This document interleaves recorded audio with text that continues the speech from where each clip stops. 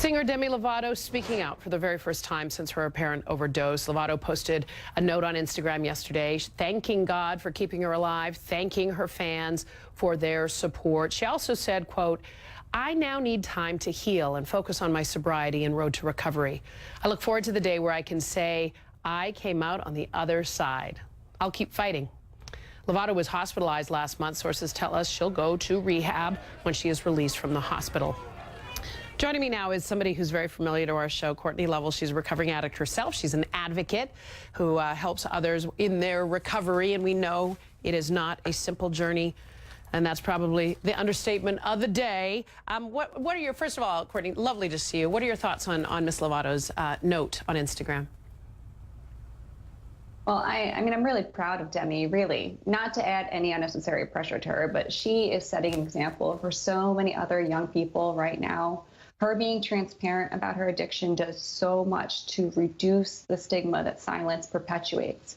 Michaela, we're going to lose 174 lives today to this overdose crisis who aren't going to be as fortunate enough to get Narcan. And we need to be really willing to do more to stop this from happening. And Demi is setting that tone by being public and speaking out.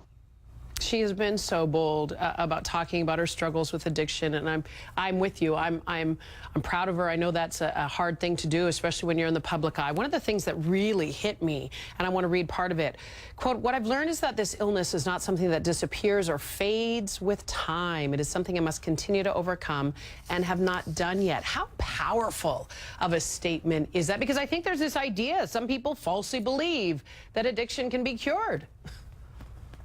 Right. I mean, I entered recovery at 19, and I have spent the past now decade in recovery. And although it gets easier, it is still going to be a part of my life for the rest of my life, something that I need to work for and strive for. And thankfully, the people around me today, my supports, understand that.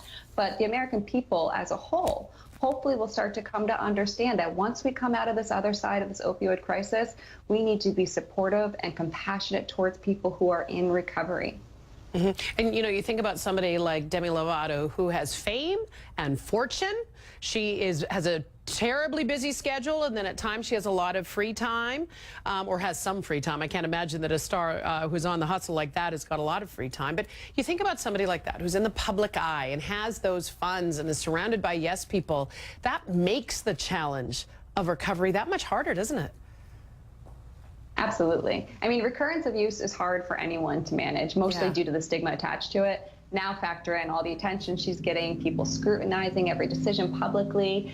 These next few weeks will really determine a lot. They're not going to be easy on Demi, but what she does now, how she works towards her healing and managing those pieces that activate her limbic system, her craving cycle, how she learns to manage that will dictate a lot in her future to come. Yeah. Well, and also, you know, the fact that people, no matter what you're doing, they're always going to tell you what they think. And I know that's particularly hard for people in the public eye, but it's particularly hard for anybody that's in recovery. If you're not doing it right, you're not doing it the way I would do it. We would just wish her well. And that's why we wanted to have you come on to talk about this lifelong struggle and this lifelong journey you're on. We want to be part of that, breaking the stigma. I think it's so important what you just said to identify that recovery looks different for everybody. There are many different pathways of recovery. It's not just people in abstinence-based recovery and self-help meetings now. There's people on medication. There's people practicing harm reduction. We need to become much more inclusive and supportive of everyone, whatever pathway works best for them. Hear, hear, sister. Cortney Lovell, always a delight to talk to you. I'm so glad you're in this battle and you're being open about it with us, and you'll come on and talk about it when you can. Good to see you, darling. Look well. Thank you, Michaela. You're welcome.